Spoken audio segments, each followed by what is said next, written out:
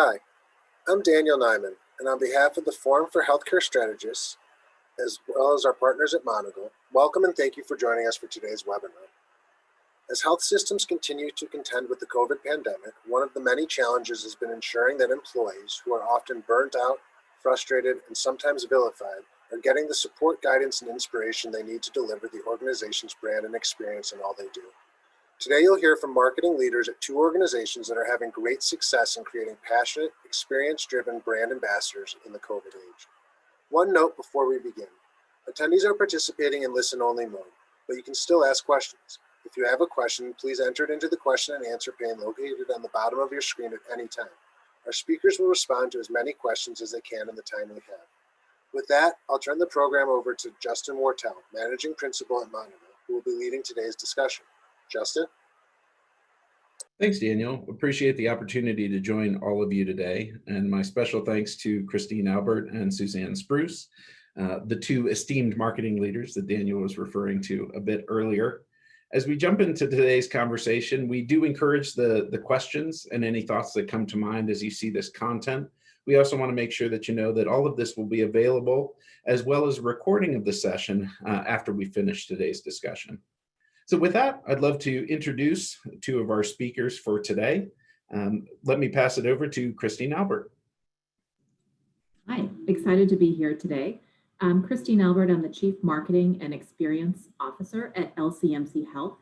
We're a nonprofit healthcare system based in New Orleans. And just like our city, our organization and our people are welcoming, warm, and colorful. So I'm really looking forward to sharing how we've tapped that energy of our people to create really amazing cultural ambassadors today. Great, thank you, Christine. And Suzanne, over to you. Sure, thank you. Happy to be here. I'm Suzanne Spruce. I'm the Chief Marketing and Communications Officer for Northern Light Health, also a nonprofit, fully integrated health delivery system serving the entire state of Maine. We have nearly 13,000 employees, 10 hospitals, and a variety of related services. As I mentioned, really appreciate you joining for today's conversation, and I'm sure that the stories and the experiences that you all have had will be helpful to all of the audience that's joined us today. One of the things we wanted to start with as we jump into this topic for today is some level of a caveat. You're going to hear in our discussions today a whole variety of names associated with this work: employee engagement, people programs. You're going to hear about brand champions and culture leaders. And what we want to tee up is the importance of whatever language we use, the spirit of what we're talking about is the same. And that's how do we engage our people, our employees, help them to amplify the brand we're trying to create and deliver in a way that's compelling for them, keeps them engaged, but also ultimately delivers differentiated experiences for the audiences that we serve. So we don't want anybody to get hung up on language here, because from our perspective, it's most important to use the language that's most effective in moving things forward within your organization. With that caveat in mind, we want to tee up 5 areas of focus for today. 1, the challenge at hand, how Christine and Suzanne each built within their organizations and within their teams best-in-class programs. We'll talk about how we were sustaining and adapting as the world changed around us. And probably most importantly and most helpful for each of you listening today, the learning, surprises, and best practices along the way, the things that if we could do it all over again, what, if anything, might we do differently? Again, if you have questions throughout the course of our discussion today, please don't hesitate to share them in the chat. With that, let's jump in. We want to start with the challenge at hand, frame up why we're talking about this topic and why it's so important. You know, ultimately what we're focused on here is how do we bring people along and help them make it incredibly easy to amplify and deliver an experience that helps our brand to stand out, but in a way that feels satisfying and engaging for each of them. You know, how do we keep people engaged at an overall level, energized, especially in the incredibly complex world in which we're operating now? How do we help them to live the brand, especially when it can sometimes be so easy to move away from it? How do we keep them here at all, especially in this new battleground we're facing associated with retention and keeping people within our organization? So what's interesting across the healthcare industry is that we've all done it. And you're going to see in just a minute, we've hit the easy button when we were talking about kind of the brainstorming around this content. Loved an example that Suzanne teed up around this easy button idea. It's something that fits with organizational expectations. It's industry recognized. It connects to a national effort. If anyone on the line here knows what we're talking about, it's this notion of hospital week and how many of our employee engagement efforts, many of the work we do around our programs ties to hospital week. And we pulled a snapshot here just to illustrate the notion that so many have done it in this way. Well, this notion of it's hospital week, let's celebrate our people. But I think from our perspective, and we believe you probably agree with this too for the most part, in today's world, this isn't enough.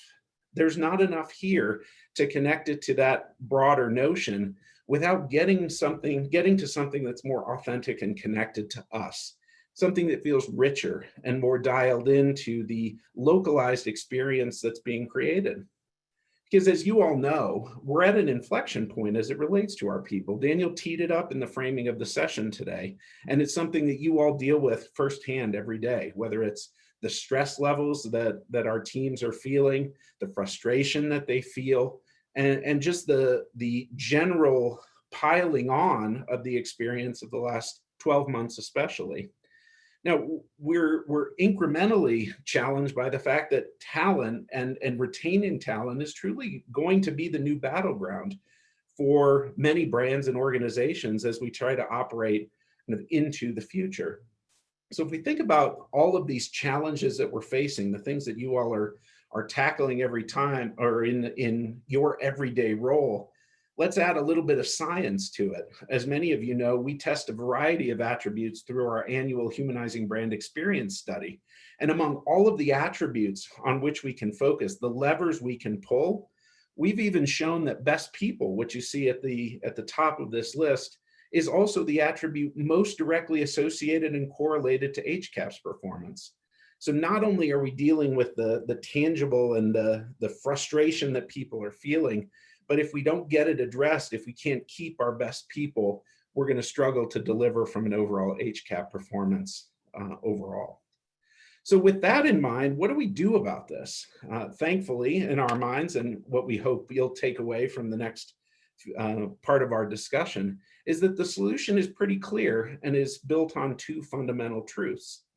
Those two truths are outlined here. One, when you think about people programs, when you think about building an employee engagement effort, it has to be unique and authentic to who you are and what you stand for. You can't just anchor it to a national program. It has to reflect the unique aspects of who you are. And I think you'll see that pretty clearly in the work that Christine and Suzanne did. The second piece you have to do is you have to be able to flex and quickly evolve. This can't be something that stands monolithic. It has to be able to shift. And we're going to share with you a handful of very specific examples of how programs shifted over time to reflect the broader environment in which we're operating. Enough from me. Most importantly, let's get into the programs themselves. What we'd love to do next is pass it over to Suzanne for you to introduce a little bit of your program and what you built. Sure. Thank you, Justin. And my apologies. We had a perfectly timed power outage just as we were starting this session. And I believe we're on generator power. So I could get lost again while we come off generator. So my apologies for that.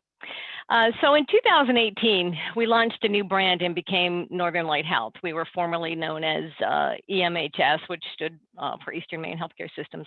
And I'm often asked, how long did it take you to reinvent an integrated system from the ground up? And I can say that for each of my 20 years here with this organization, I've worked on some sort of brand advancement, knowing that our name and our structure just didn't work. So no matter what I was doing, it wasn't going to be good enough. And so once we decided to pull the trigger to go big, I would say it took 4, maybe even 5 years of strategic planning to get us to a point of launch. And we knew it couldn't be a marketing initiative, right? It had to be seeded, it had to be grown, and it had to be throughout the organization and throughout the community. So next slide, Justin. Northern Light Health delivers care to all of Maine, and Maine is a geographically large state.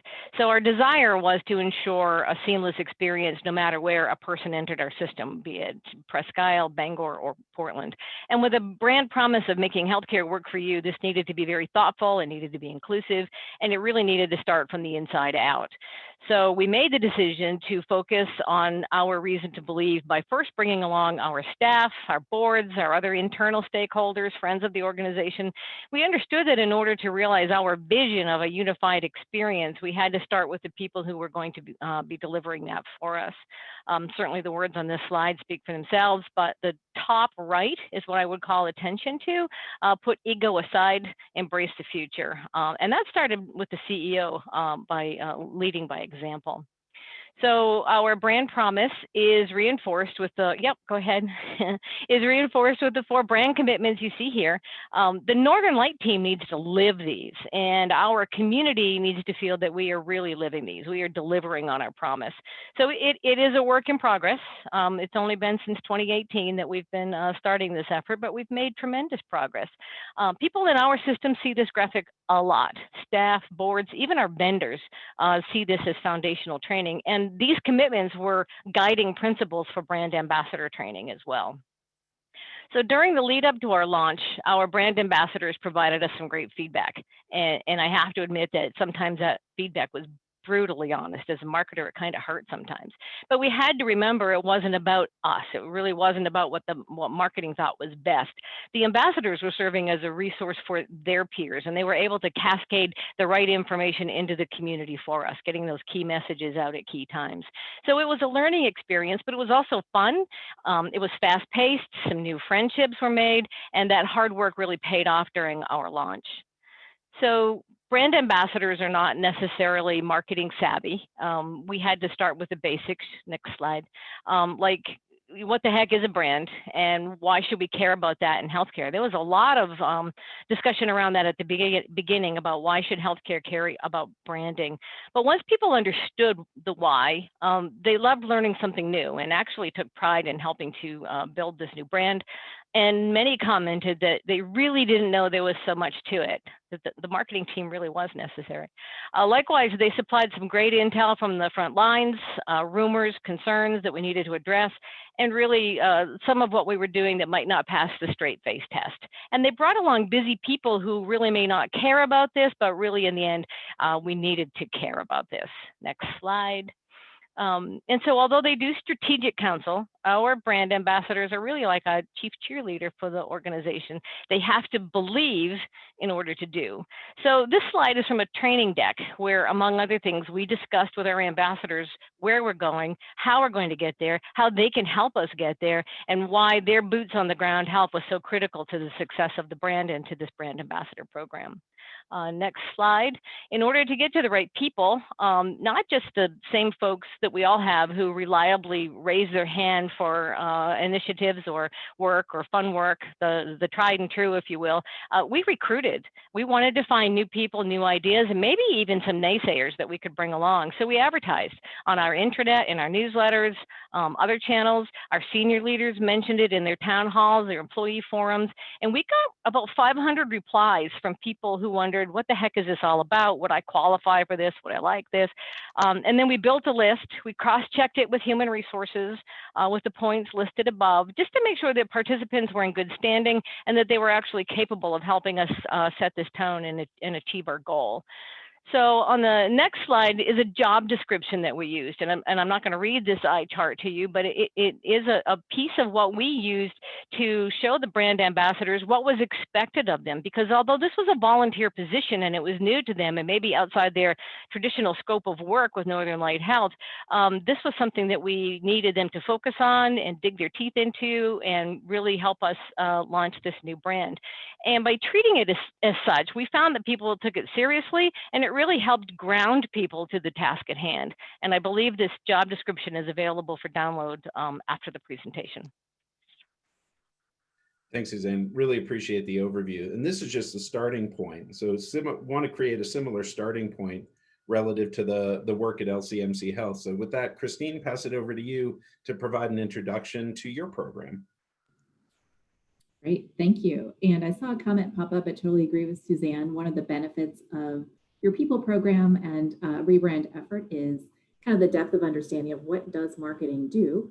And wow, I had no idea it was so grounded in data and research through tactical execution. So it's also nice to let people in the tent to see, understand, hopefully appreciate that work and then advocate on your behalf. So like Northern Lights, LCMC Health also started its Culture Leader program with a rebrand. And so we went through that rebrand process about 2 years ago, and that was a catalyst for us to create this. And as this image will convey to you, our brand, like the city, is pretty vibrant and colorful and caring. And that's what we're looking for in our people, as well as our culture leaders specifically.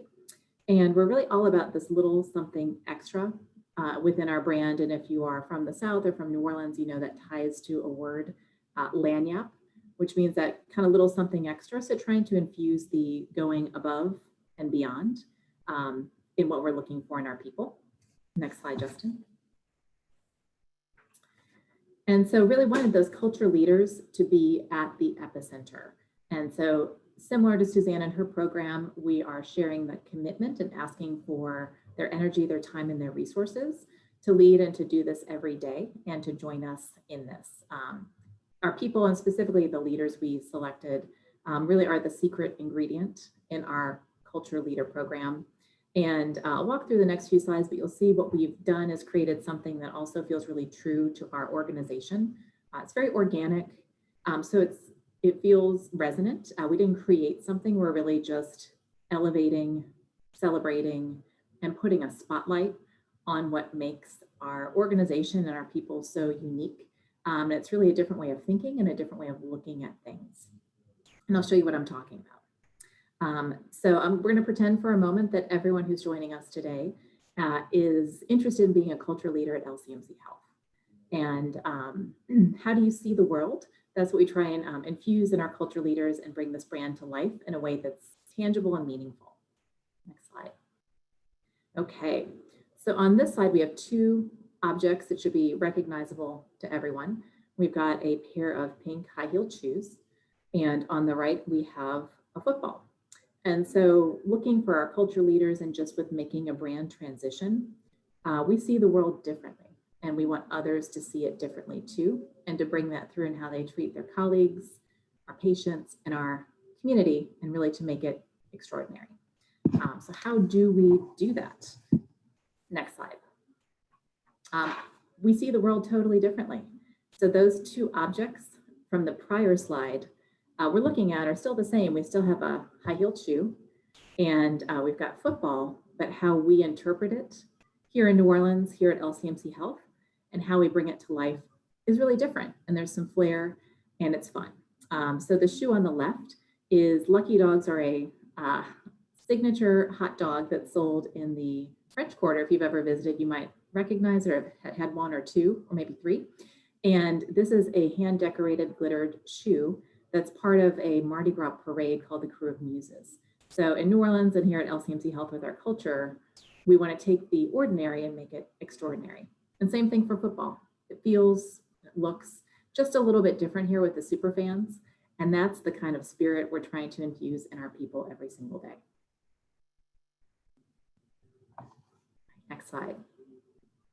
So yeah, it's that concept of a little something extra. Why would you want just that regular pair of high-heeled shoes when you could have a glittered pair of shoes and something that's really special? So we are looking to our people to bring that to life every single day. And the thing that makes this program, but also how we view our brand, I think, special and made it successful is that the concept of a little something extra is how we want people to both feel and how we want them to act.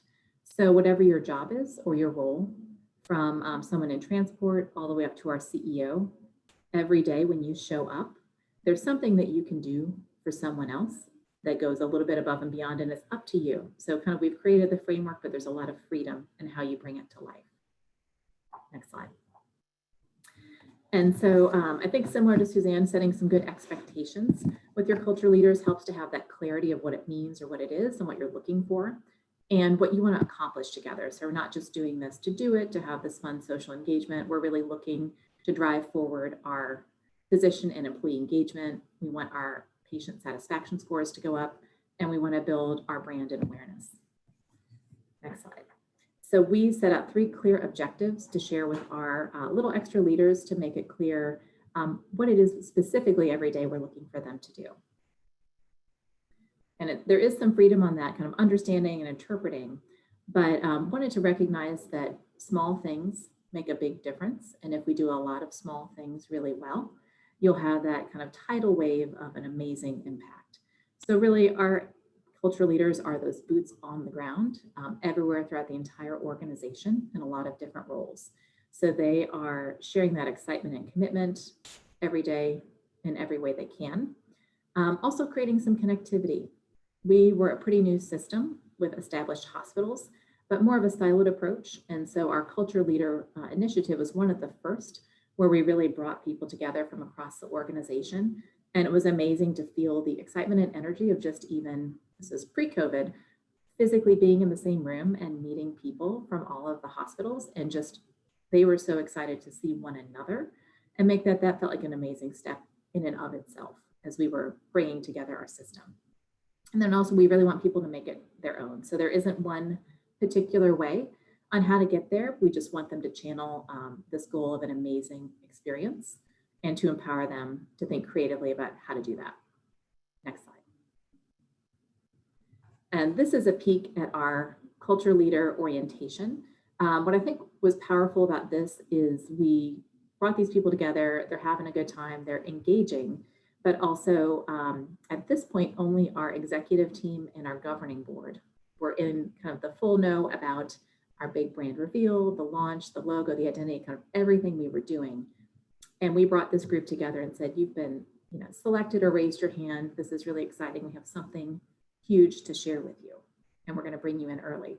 And so we brought in nearly 200 people from across our organization, and they got to hear from the CEO what was happening, why they were there to help us support this. So they were kind of at that kind of board only level, weeks in advance of the brand launch. And they really felt like they were special, which they were, and part of something and building and creating something. And that was a pretty magic moment. Next slide. All right. Thank you, Christine. Thank you, Suzanne, for the overview. I do want to cover one of the questions that was posed, and maybe Suzanne, if you want to weigh in on this. At what point in the rebrand process did you bring these ambassadors into the fold? At what point did you kind of cue them up to be part of this overall process? I think we were about maybe 8 months out, knowing that we had our plan. We knew what we were going to do. We had shared that we were going to have a name change externally, but then didn't talk about anything else because we had that internal work. So we brought them on, I would say probably 8 months in advance, just to start getting things ready, start talking about things. And then they were critical leading up to launch day. Yeah. And Christine, from your perspective, similar? Similar, I'd say we were a little closer to the deadline on that one. So I'd say it was more maybe 3 or 4 months in advance, but we started, like Suzanne, you mentioned, when you ask leadership to nominate excellent people to be culture leaders or brand ambassadors, you get some excellent people, but sometimes you get the same 20 people, and they also might be pretty tired because they're on every committee. So we did both share your recommendations, but we also did a really transparent, if you love where you work and you're really excited about this organization, raise your hand. We've got a cool opportunity for you. And also solicited and got some fresh people and some fresh faces in from a variety of areas, and that was great. So we really started with that process at the front end, and then as we got closer, we're pretty close to brand launch, so we had enough mapped out to share the plan and to give really tangible, specific ways that we wanted them to be a part of it, pre, during launch, and then immediately after. Great, thank you. So with that in mind, you've both teed up the process. You built a program, what now? And as we were planning and talking through some of the learnings through your experiences, a couple of top level observations that we want to tee up and then have each of you talk a little bit more about. Clearly, it was of critical importance, and Christine, you just referenced it again, to get the right people.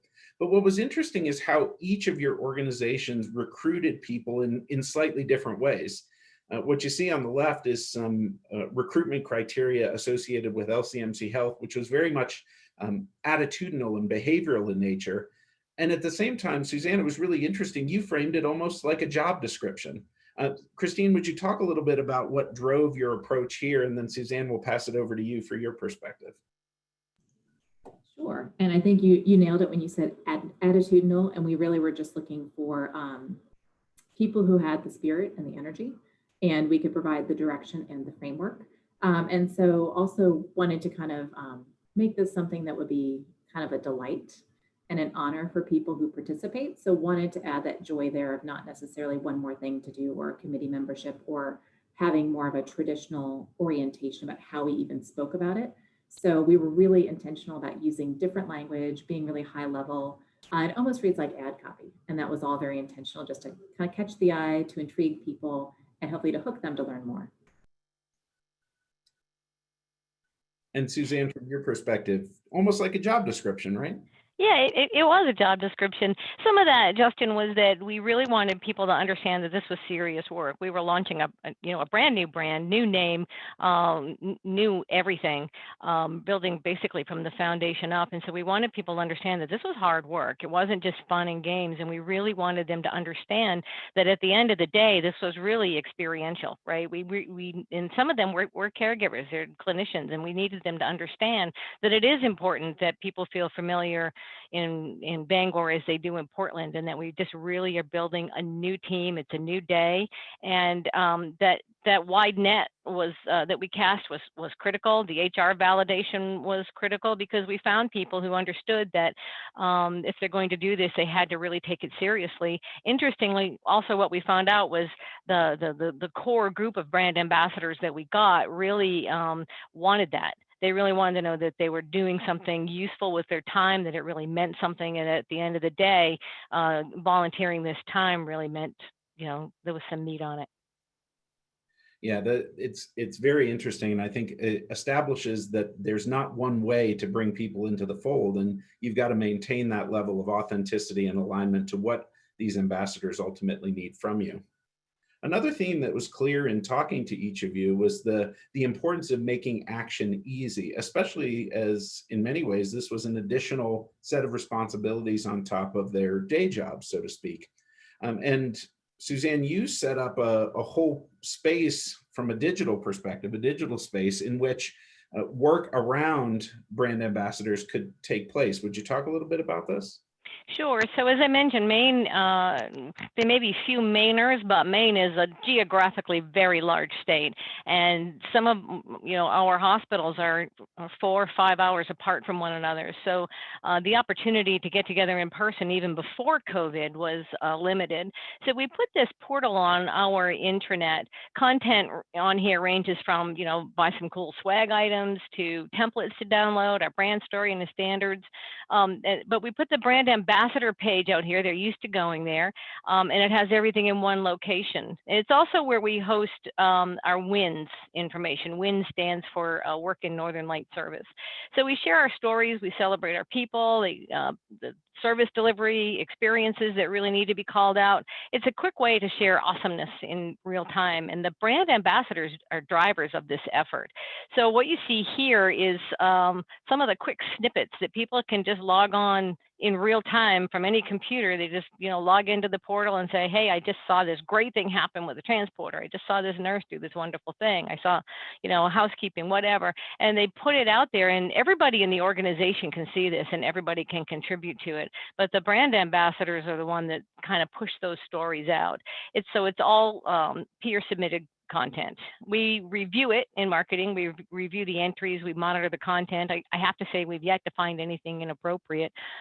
Storytelling here is really important. So leaders know that they can go here and find information for shift huddles.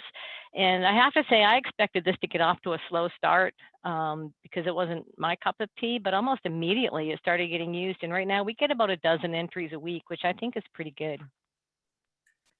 And in a similar way, Christine, you built a digital environment that has continued to evolve since the brand was introduced and the ambassadors originally took hold. Would you share a little bit about littleextras.com with the audience here?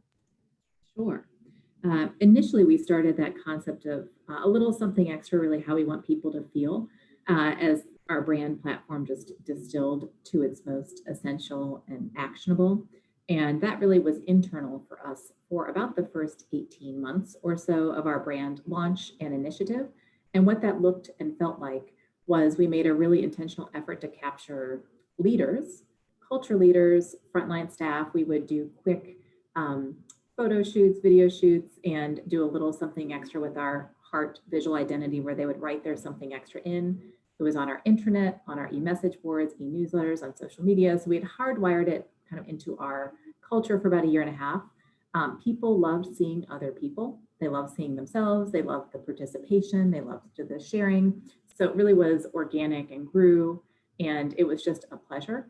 And our team kind of reflected on the success of that and the sustainability of that and realized that this had legs that we could use externally as well. So we're going to share a little something extra, not just keep it for ourselves, but with our community as well. And so kind of our people sharing how they act and behave. And we found some really fun characters, really focusing on the human aspect of our people, which is, healthcare really comes down to that one-on-one connection with a person, and that trust really helped for our brand positioning. And so an example that we're sharing here is something called Living Wealthy. So we're kind of redefining common terms. So lagniappe, that little something extra, we're bringing our own flair to it. Same thing, we're redefining wealth. And so wealthy here means kind of appreciating and leaning into and loving where you are and what you have, and really celebrating that. So this is some creative from Mardi Gras. That's Mardi Gras culture coming to life, but it's something really human and relatable and celebratory. And that links back to our community as well as our brand. So now it's starting to be central to our external facing media as well. Great. So with that in mind, the last theme before we shift to some of the adaptations resulting from COVID and from burnout, the other observation from a theme standpoint was the importance of recognizing and celebrating. And it seems, Suzanne, that you all took a very proactive role in allowing and finding ways to enable people to celebrate when individuals were behaving in ways that were aligned to the behaviors of the brand and to the elements that we knew would engage and keep people moving. Would you talk a little bit about the True North Awards? Sure. So even though we approach this as a job, we do love to celebrate and have a good time. And reward and recognition are critical to the success of our new brand as well as employee engagement. Many of our individual member organizations, hospitals and others, had their own individual awards that were contained into those organizations. And we wanted to develop a coveted system award that maybe individual awards could ladder up to, or from the wins page, people could be nominated for. And so the brand ambassadors played a key role in developing True North. It recognizes the wow things, the game changer hero work, if you will. And there's been no shortage of that, certainly during COVID-19. But they helped develop this award, with input from marketing, HR, strategy, and others. And we are about to issue our first real system award later. Well, it's not February yet, next month in February. Next slide. And so this beautiful certificate comes along with the award, as does, accolades inside and outside the system, and some swag from our good friends at LL Bean. So it is a fun award. It's a little bit cut above your average award that you might get, and it is given out to the recipients at the system's annual Leadership Institute. Whether or not that person is a leader, they're invited that day, and they receive the award, and it's a surprise. Interestingly, the mark, the True North Excellence mark that you see there, our CEO decided that the very first True North Excellence Award should be given out to everybody during COVID-19 because so many people pulled their weight. They were doing so much. And he said, let's turn that into a pin and give one to everybody. So we did that, and it helped us launch the award, gain excitement about it, understanding about it. It generated awards. And then a lot of people just love the pin. I was skeptical that people would actually wear it, but they are, and it is quite attractive. We'll circle back to this a little bit later in the presentation, but you reference your CEO and in this case, his role in perpetuating this work. That's of critical importance to make sure that people understand that this matters to the organization. And I think that also sets up the framework for the next part of our discussion, and that's the notion that the world has changed fundamentally around us. So how do these programs evolve and change to reflect it? So what we want to talk a little bit about now is how each of you shifted these programs as COVID-19 took hold. And when you think about the business challenges that many of you that are likely listening today are facing, this is real and important work. These aren't fluffy marketing programs. These are things that lead to people staying more engaged, addressing things like burnout. These are the things keeping CEOs and CNOs up at night. So it's important to set that as a framework for our thinking here, that this is about driving business performance as much as it is connecting back to the brand experience that we ultimately want to deliver. As we jump into this, I was struck, Suzanne, with what you shared here around how the purpose of the program shifted here to become essentially more strategically oriented. Would you share a little bit of the context for that? Sure. So you can see when we were building and launching a new brand, it was all about creating a culture, and we're still doing that, having only launched the brands in 2018. But now we're more about acknowledging a culture, acknowledging who we are, and a lot of that is affected by COVID-19 and the hardship that we've all felt around that. So this slide nicely demonstrates, in some ways, the shift we all made, and it did bring growth to our brand ambassador program too. So I especially love that we have at the bottom here, you can see we have evolved from a group of representatives who came together across our system for this coordinated work to now being representative of our system throughout the state. So while we're constantly evolving, we're constantly learning and growing. And even though we've lost and gained some brand ambassadors, these values that you see here are lived out every day through the work that they are doing and that we all are doing. And Christine, you faced a shift in your program as well, really focused on how you elevate these individuals to take on leadership responsibilities in the context of the challenges we faced. Would you share a little bit about that?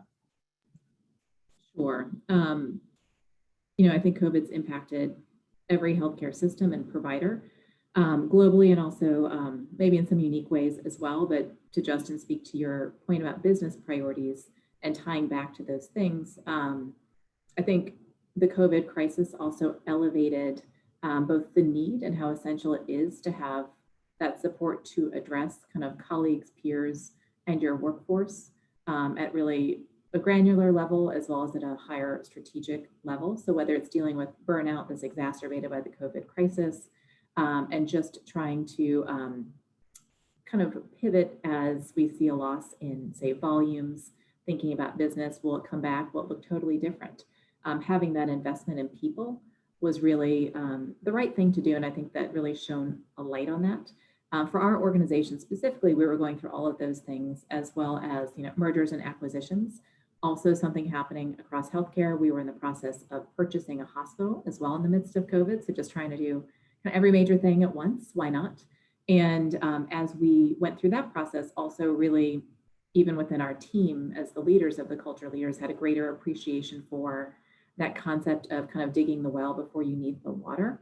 As we were incorporating a new hospital into our system, realized how helpful it was to already have a seated group of people who could help us carry the message, and also would start a culture leader program at that new hospital as well to really include them in and bring them into our family to start acting as one.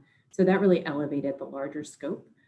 It's one thing on a merger and acquisition front to kind of work on the finances and the dollar signs. And I think there's a lot of focus on numbers and dollars, but really the success of your ability to perform as an organization is going to be on the human capital side, and how well do you integrate and kind of create that systemness. And that's really where this program came into play. Very helpful. Thank you. You mentioned the burnout piece, and that's where we'll shift next before we get into the learnings and the broader takeaways. Would love for each of you to talk a little bit about how your programs continue to shift into today. And in the case of what you're going to share, Christine, in the next 6 to 12 months. So want to pass it back to you to talk about how you're continuing to see evolution and what are some of your priorities as you look ahead.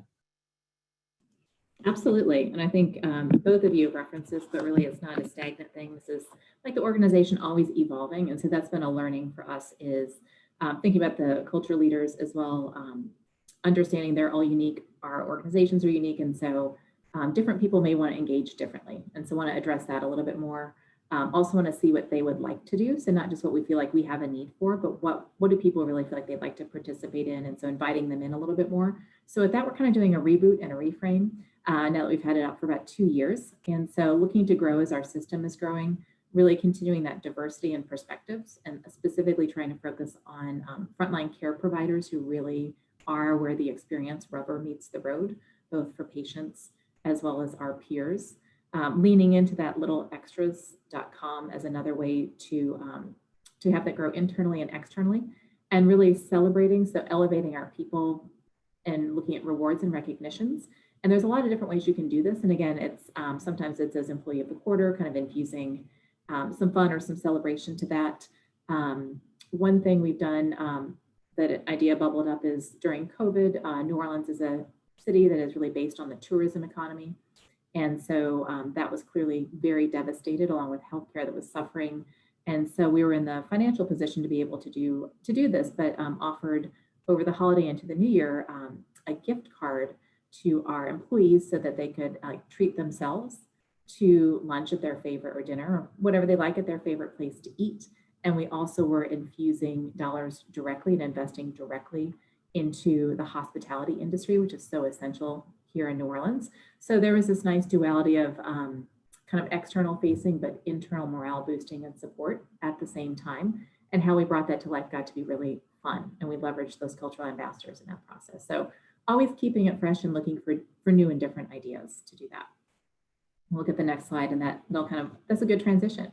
So looking for this Extraordinariness Award. So even how we present our awards, back to that, everyone has Hospital Week. Here's what it looks like. Oftentimes you're going to have employee recognition awards. Here's what they traditionally look like. Really putting on our brand and culture glasses to see things differently. So we don't need that pair of plain high-heeled shoes. We want it to be glittered. We're looking to bring that same kind of spirit to recognizing our people.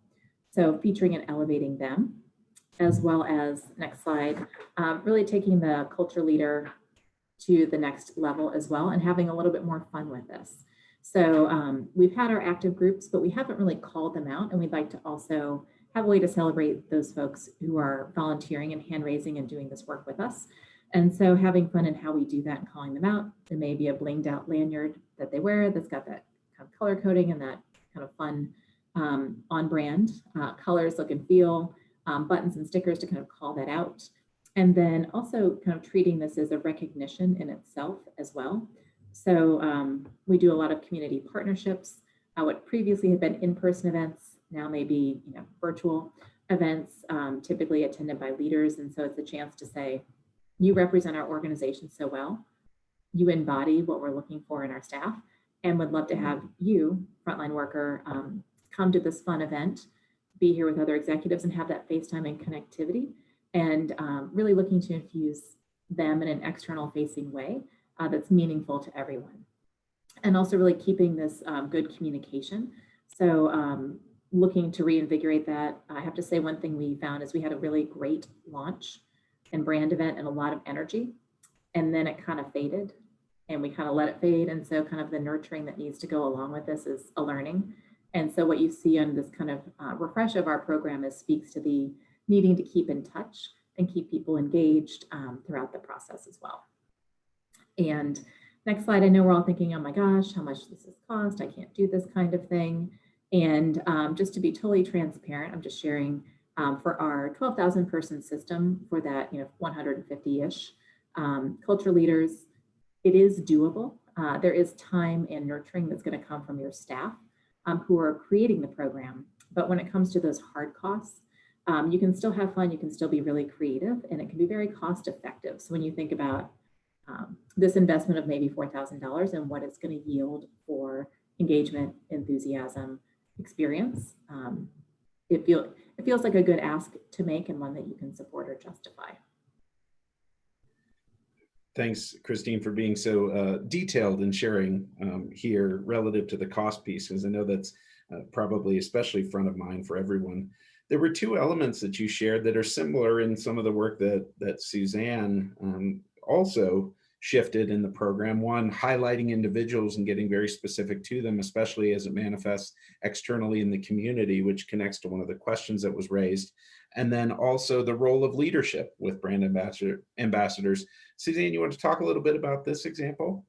Sure. So like Christine, we had some swag and some gift items and some trinkets that are fun to carry, but we also wanted to just elevate our great people. And we started with our brand ambassadors in this Maine Made Me campaign, which is a play off our external marketing campaign. We had large wall graphics, like life-size wall graphics on the walls in the hospitals, here in the corporate office, table tents, web banners, and a lot of other tactics that were used to share these personal stories.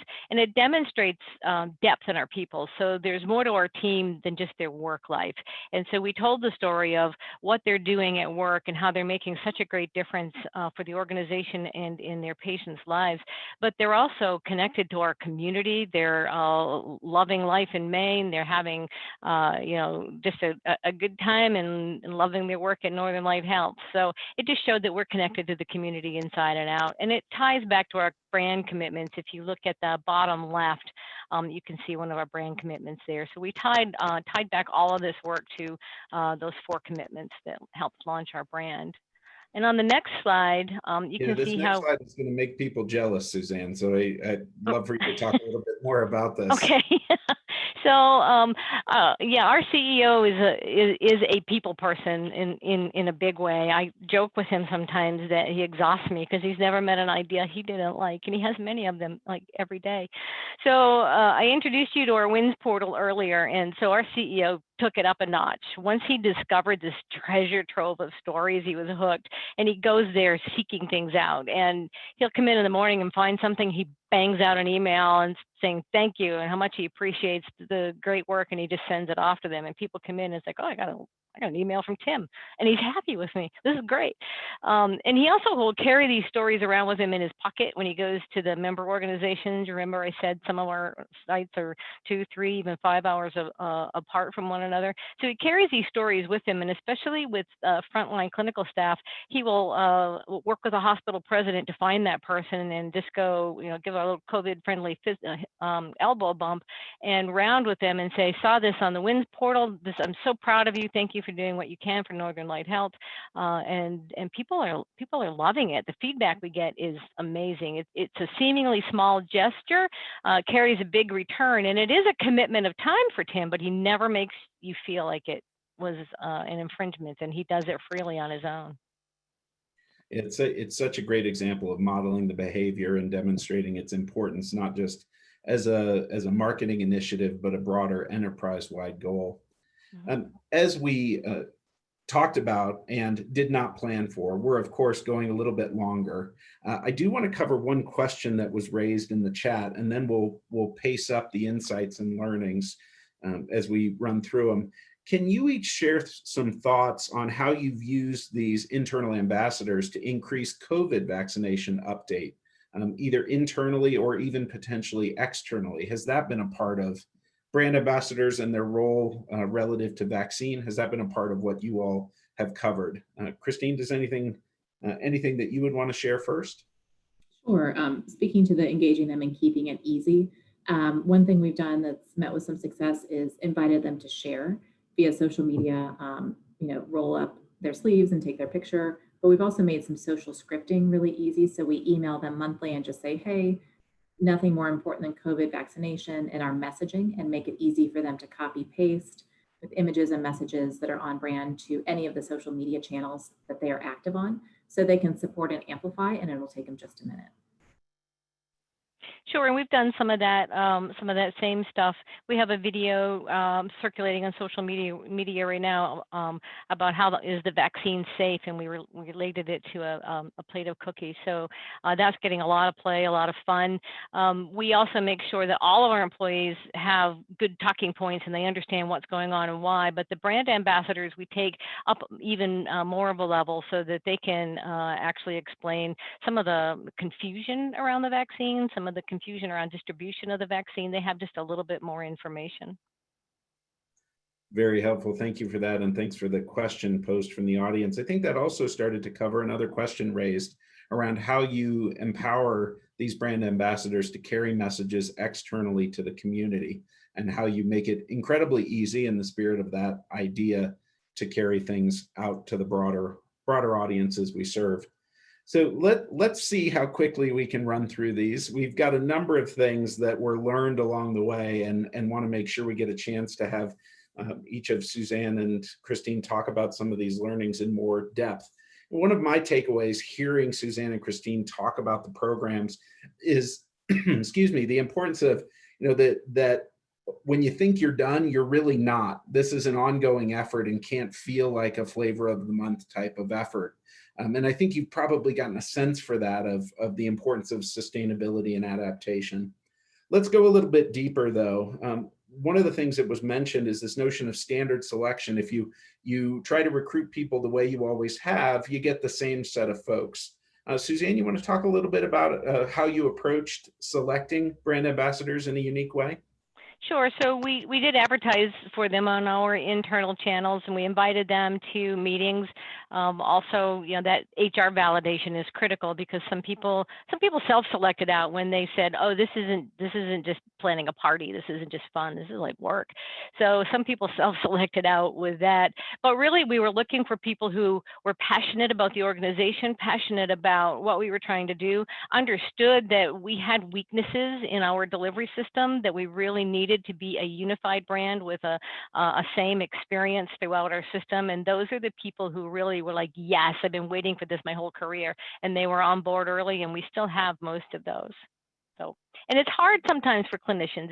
We had to make time in our schedules for them, because sometimes the best time for a nurse or a physician who wanted to be a brand ambassador was not the best time for everybody else. So we were willing to roll with that. Right.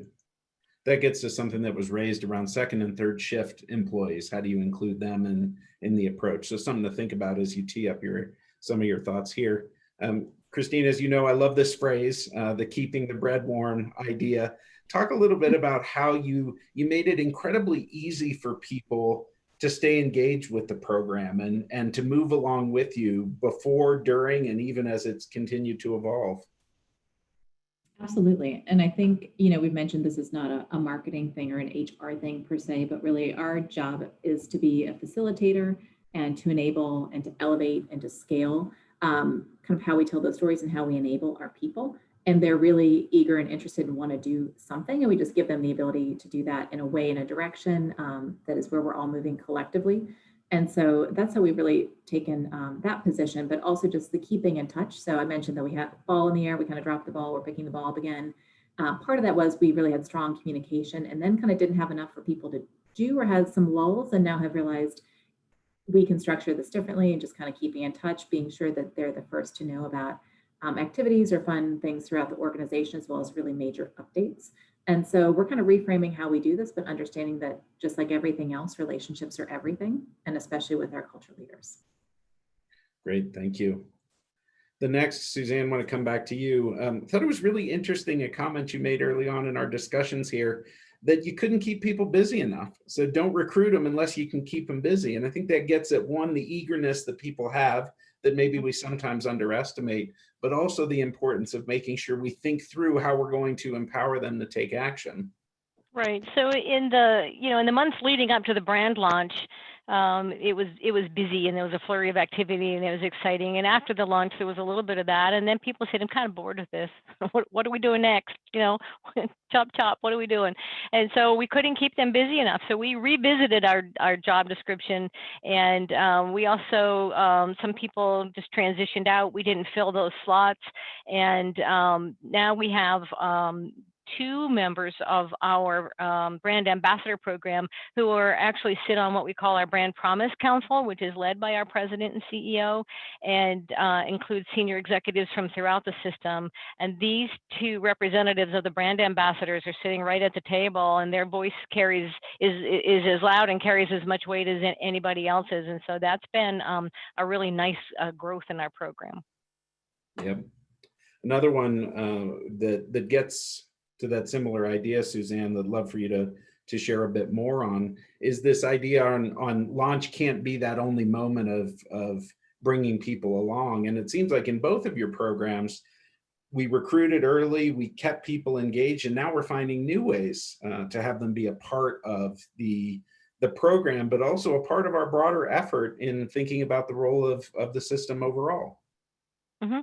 Sure, and in addition to being members of that Brand Promise Council, during COVID-19, there were no shortage of new jobs that our brand ambassadors could help with. For example, as a marketer, I'm not out there on the front lines. I'm not seeing, hearing, experiencing what they're experiencing firsthand. We're certainly busy and stressed out, but not like the clinicians are on the front line. And so they've carried some of those work environment issues back to us. They've carried messages back to us, and likewise have taken things back to the front lines. And so that give and take of information exchange and the ability to transform some of those things so that leaders are hearing this, from the people on the front lines in real time has really been appreciated throughout the organization.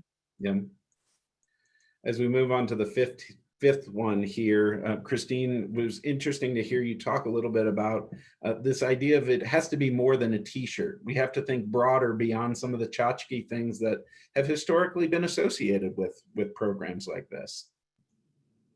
Exactly. And I feel like t-shirts are kind of a shared currency among hospitals and maybe a shared bane of existence for marketing or comms professionals. So that's how the tactic is coming to life, but that's not really the point. So really shifting the energy and focus, it has to be part of something bigger and creating that experience around it. And so really also I think asking those culture leaders what they want or how they'd like to do this. Like Suzanne said, they're the ones who are on the front lines every single day and seeing and hearing a lot. So that was a learning for us, is don't assume that they're going to want to staff the hospital day event and hand things out. They may not want to, but they may see some other things that are really of value. So we're kind of taking this as well and applying it to just say, what has value to you? What is important? Help us understand, here are some things we think are ways to engage, but what do you think? And then kind of that element of co-creation. Love it. The other piece, we've talked a lot about the importance of modeling behavior. CEOs and leaders modeling the right behaviors is something that I think hits pretty close to home for you, Christine. You want to share the story around this photo, which I'm sure Greg will appreciate being published and shared with 300 plus marketers and communicators around the world? I'm sure he would love that. And he was invited to be here today and I couldn't make it. So, I mean, if you can't attend, this is what happens. But this is a second line. So New Orleans, that is a dance, often in a street or a celebratory thing with a fancy decorated, of course, glittered and feathered second line umbrella. And so this is our CEO in the heart-shaped glasses, along with our visual identity and his second line umbrella, and our board chair right behind him, who also is in the spirit, kind of bringing it. So in this case, the leadership and everybody's got to be in, and they got to walk the walk with you, or in this case, they got to dance the dance. The beautiful part of this is that the umbrella that he's holding, one of our culture leaders makes these, and we didn't know this. This was kind of her little something extra. So before our brand launch, because she got that preview, she made this for him and said, I don't know if he'll ever want her to use it, but I just thought this might be something nice to have. I wanted to do something to be part of this. And we're like, oh, that's amazing. And then it became the centerpiece of the whole thing. And now it's a symbol at any of our hospitals for others when there's something big happening, or as we welcome a new CEO, which we're about to do to our newly acquired hospital, they get this second line umbrella. It's become kind of our thing, and it brings them into the loop. It makes them part of something, but also it really is carrying the culture. The CEO is not asking our culture leaders or staff to do anything that he wouldn't do. I think that's such a great example, whether it's an outreach from a CEO via email or demonstrating those behaviors in the way that you engage locally. We are running very close to the end here, so I want to touch on the last two takeaways at a high level, and apologies to the audience that we won't have a chance for Christine and Suzanne to weigh in. But really, Suzanne's teed this up, the importance of ambassadors getting the spotlight. They sit at the table with the CEO and have an equal voice in thinking through the role that some of these behaviors play. So giving them the spotlight from all levels. And then this ties to a question and that was raised, and really want to really close out the discussion here around this topic, the importance of getting HR to the table and realizing the role that marketing plays in comparison with HR. Do you each want to spend maybe a very short little window here on how did you engage your HR teams and any tips for the audience today. Maybe Suzanne, we'll start with you. Sure. HR was on board early because they sit at the senior leadership table as well, and so they weren't about to let a new brand be launched without them being involved in it. So it really ended up being a great collaboration with HR. It can't be only marketing. It's not HR alone. It has to be collaborative to make it real.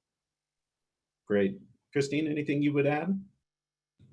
Yeah, just a big yes to this, get them to the table. They were kind of our co-creators in a lot of this because it ties to their worldview as well on culture and engagement. But the clarity kind of like what you have around culture leaders, that same kind of clarity with HR, which isn't you're here to give us input for us to do this and carry the load ourselves. It is we are creating the framework together for the entire organization to help other people bring it to life. And yes, we'll have to do some of that lifting, but this is a together thing with a bigger picture in mind. Love the way you frame this story, and it ties to kind of our closing comment and theme here. And what would a good marketing presentation be without a story from The Rock or a quote from The Rock? Probably the most unexpected thing the audience will see today. But knowing the role that marketing plays, in many ways, marketing can't own this story. You're the facilitators and you're the enablers that help to make it work. And we hope you've gotten a sense of how to do that in a very tactical and tangible level across the organization. We realize we're out of time here, and we've tried to cover a handful of the questions that have been posed both in the chat as well as the Q&A section. If there are any questions that we didn't get to, we will do our best to tackle those individually and get them posted more broadly for the audience. But I would just want to again say thank you to the forum first for giving us the opportunity to tell these two incredible stories and to be able to share the work that Christine and Suzanne have done. And then on behalf of the Monigle team, Christine, Suzanne, thank you so much for spending the time with us here and sharing the details of these stories and your experiences thus far. We appreciate it very much. With that, this concludes the program for today. We'd appreciate any feedback as you complete the session evaluation, if you get a few moments, and look forward to seeing you again soon. Thank you so much. Take care.